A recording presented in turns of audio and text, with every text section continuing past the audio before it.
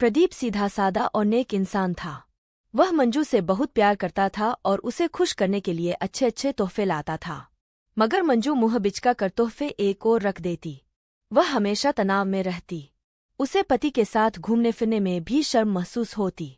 मंजू तो अपने देवर संदीप पर फिदा थी। पहली नज़र में ही वह उसकी दीवानी हो गई थी। संदीप मंजू का हमउम्र भी था और खूबसूरत भी। मंजू को लगा कि उसके सपनों का राजकुमार तो संदीप ही है। प्रदीप की नई नई नौकरी थी। उसे बहुत कम फुर्सत मिलती थी। अक्सर वह घर से बाहर ही रहता। ऐसे में मंजू को देवर का साथ बेहद भाता। वह उसके साथ खूब हंसी मजाक करती। संदीप को रिझाने के लिए मंजू उसके इर्दगिर्द मंडराती रहती। जानबूझकर वह साड़ी का पल्लू सरका कर रखती। उसके गोरे खूबसूरत बदन को संदीप जब चोर निगाहों से घूरता तो मंजू के दिल में शहनायां बज उठतीं। वह चाहती कि संदीप उसके साथ छेड़छाड़ करे, मगर लोकलाज के डर और घबराहट के चलते संदीप ऐसा कुछ नहीं कर पाता था। संदीप की तरफ से कोई पहल न होते देख मंजू उसके और भी करीब आने लगी। वह उसका खूब ख्याल रखती। बातों बातों में वह संदीप को छेड़ने लगती। कभी उसके बालों में हाथ फिराती तो कभी उसके बदन को सहलाती। कभी चिकोटी काट कर वह खिलखिलाने लगती तो कभी उसके हाथों को अपने सीने पर रख कर कहती, देवर जी देखो मेरा दिल कैसे धक धक कर रहा है। जवान और खूबसूरत भाभी की मोहक अदाओं से संदीप के मन के तार झंझना उठते। उसके तनबदन में आग सी लग जाती। वह भला कब तक खुद को रोके रखता।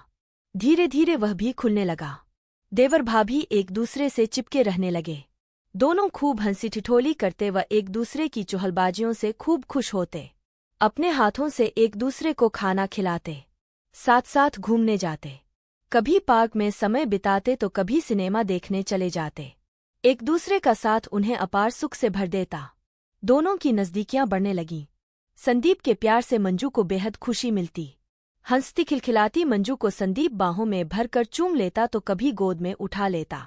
कभी उसके सीने पर सिर रखकर संदीप कहता, इस दिल में अपने लिए जगह ढूंढ रहा हूँ, मिलेगी क्या?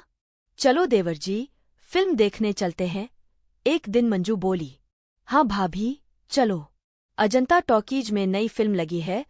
संदीप खुश होकर बोला और कपड़े बदलने के लिए अपने कमरे में चला गया। मंजू कपड़े बदलने के बाद आईने के सामने खड़ी होकर बाल संवारने लगी। अपना चेहरा देखकर वह खुद से ही शर्मा गई। बंठन कर जब वह निकली तो संदीप उसे देखता ही रह गया। तुम इस तरह क्या देख रहे हो देवर जी? तभी मंजू इठलाते हुए हंसकर बोली। अचानक संदीप ने मंजू को पीछे से बाहों में भर लिया और उसके कंधे को चूम कर बोला, बहुत खूबसूरत लग रही हो भाभी। काश हमारे बीच यह रिश्ता न होता तो कितना अच्छा होता। अच्छा तो तुम क्या करते? मंजू शरारत से बोली। मैं झटपट शादी कर लेता, संदीप ने कहा। धत, मंजू शर्मा गई। लेकिन उसके होंठों पर मादक मुस्कान बिखर गई। देवर का प्यार जताना उसे बेहद अच्छा लगा। खैर वे दोनों फिल्म देखने चल पड़े। फिल्म देखकर जब वे बाहर निकले तो अंधेरा हो चुका था। वे अपनी ही धुन में बातें करते हुए घर लौट पड़े। उन्हें क्या पता था कि दो बदमाश उनका पीछा कर रहे हैं। रास्ता सुनसान होते ही बदमाशों ने उन्हें घेर लिया और बदतमीजी करने लगे। यह देखकर संदीप डर के मारे कांपने लगा। जान प्यारी है तो तू भाग जा यहाँ से, वरना यह चाकू पेट में उतार दूंगा। एक बदमाश दांत पीसता हुआ संदीप के आगे गुर्राया। मुझे मत मारो, मैं मरना नहीं चाहता। संदीप गिड़गिड़ाने लगा। जा, तुझे छोड़ दिया, अब फूट ले यहाँ से, वरना मुझे छोड़कर मत जाओ संदीप, मुझे बचा लो। तभी मंजू घबराए लहजे में बोली। लेकिन संदीप ने जैसे कुछ सुना ही नहीं। वह वहां से भाग खड़ा हुआ। सारे बदमाश हो कर हंसने लगे। मंजू उनकी कैद से छूटने के लिए छटपटा रही थी, पर उसका विरोध काम नहीं आ रहा था। बदमाश मंजू को अपने चंगुल में देख उसे छेड़ते हुए जबरदस्ती खींचने लगे। वे उसके कपड़े उतारने की फिराक में थे। बचाओ बचाओ, मंजू चीखने लगी। चीखो मत मेरी रानी, गला खराब हो जाएगा। तुम्हें बचाने वाला यहाँ कोई नहीं है। तुम्हें हमारी प्यास बुझानी होगी, एक बदमाश बोला। हाय कितनी सुंदर हो, मजा आ जाएगा। तुम्हें पाने के लिए हम कब से तड़प रहे थे। दूसरे बदमाश ने हंसते हुए कहा। बदमाशों ने मंजू का मुंह दबोच लिया और उसे घसीटते हुए ले जाने लगे। मंजू की घुटी घुटी चीख निकल रही थी। वह बेबस हो गई थी। इत्तिफाक से प्रदीप अपने दोस्त अजय के साथ उसी रास्ते से गुजर रहा था। चीख सुनकर उसके कान खड़े हो गए। यह तो मंजू की आवाज लगती है। जल्दी चलो, प्रदीप अपने दोस्त अजय से बोला।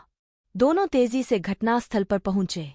अजय ने टॉर्च जलाई तो बदमाश रोशनी में नहा गए। बदमाश मंजू के साथ जबरदस्ती करने की कोशिश कर रहे थे। मंजू लाचार हिरनी सी छटपटा रही थी। प्रदीप और अजय फौरन बदमाशों पर टूट पड़े। उन दोनों ने हिम्मत दिखाते हुए उनकी पिटाई करनी शुरू कर दी। मामला बिगड़ता देख बदमाश भाग खड़े हुए, लेकिन जाते जाते उन्होंने प्रदीप को जख्मी कर दिया। मंजू ने देखा कि प्रदीप घायल हो गया है।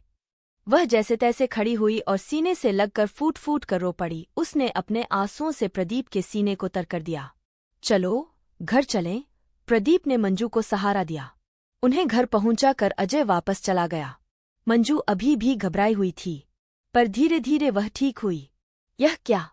आपके हाथ से तो खून बह रहा है। पट्टी बांध देती हूँ, प्रदीप का जख्म देखकर मंजू ने कहा। मामूली सा जख्म है, जल्दी ठीक हो जाएगा, प्रदीप प्यार से मंजू को देखते हुए बोला। मंजू के दिल में पति का प्यार बस चुका था। प्रदीप से नजर मिलते ही वह शर्मा गई। वह मासूम लग रही थी। उसका प्यार देखकर प्रदीप की आंखें छलछला आईं। बीवी का सच्चा प्यार पाकर प्रदीप के वीरान दिल में हरियाली छा गई। वह मंजू को अपनी बाहों में भरने के लिए मचल उठा। इतने में मंजू का देवर संदीप सामने आ गया। वह अभी भी घबराया हुआ था। बड़े भाई के वहां से जाने के बाद संदीप ने अपनी भाभी का हालचाल पूछना चाहा तो मंजू ने उसे दूर रहने का इशारा किया। तुमने तो मुझे बदमाशों के हवाले कर ही दिया था। अगर मेरे पति समय पर न पहुंचते तो मैं लुट ही गई थी। कैसे देवर हो तुम? जब मंजू ने कहा तो संदीप का सिर शर्म से झुक गया। इस एक घटना ने मंजू की आंखें खोल दी थीं। अब उसे अपना पति ही सच्चा हमदर्द लग रहा था। वह अपने कमरे में चली गई और दरवाजा बंद कर लिया।